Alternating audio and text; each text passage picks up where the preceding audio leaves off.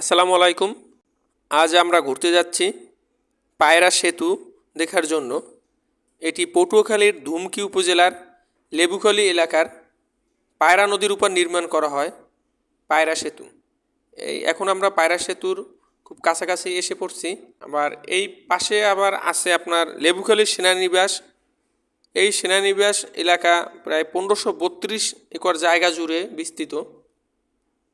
এই সেনানিবাসের পূর্ব নাম ছিল শেখ হাসিনা সেনানিবাস, তো এখন বর্তমান নাম লেবুখালী সেনানিবাস করা হয়।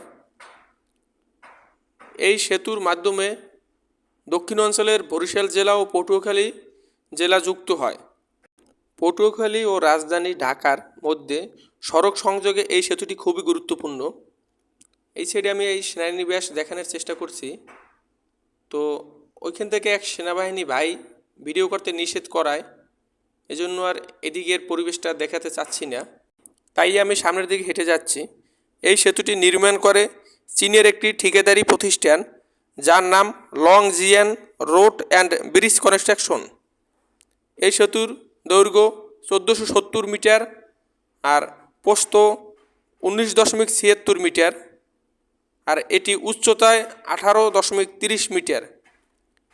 পায়রা সেতুর নির্মাণ কাজ শুরু হয় 2016 সালের জুলাই মাসে এবং নির্মাণ শেষ হয় 2021 সালের অক্টোবর মাসে। সেতুটিতে যানবাহন চালু হয় 2021 সালের অক্টোবর মাসের 24 তারিখ।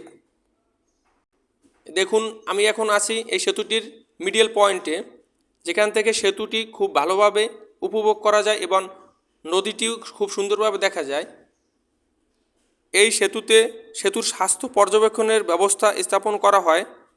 এতে বজ্রপাত, ভূমিকম্প সহ প্রাকৃতিক দুর্যোগ কিংবা অতিরিক্ত পণ্যবোঝাই যানবাহন চলাচলে সেতুর কোনো ক্ষতির আশঙ্কা তৈরি হলে আগেভাগেই সংকেত পেয়ে যাবে। আমি এই ব্রিজটি ঘুরে দেখতে দেখতে সন্ধ্যা হয়ে গিয়েছে, আর সন্ধ্যা হওয়ার কারণে ব্রিজের লাইটগুলো জ্বালিয়ে দেওয়া হয়েছে। আর লাইট জ্বালানোর কারণে এই সেতুটির সৌন্দর্য আরও অনেকটা বেড়ে গিয়েছে। আর একটা কথা বলে রাখি, বন্ধের দিনে এই সেতুতে কিন্তু অনেক মানুষ ঘুরতে আসে এই সেতুটি দেখার জন্য। আপনারাও চাইলে ঘুরতে আসতে পারেন। আজকের মতো এখানেই বিদায় নিচ্ছি। আল্লাহ হাফেজ।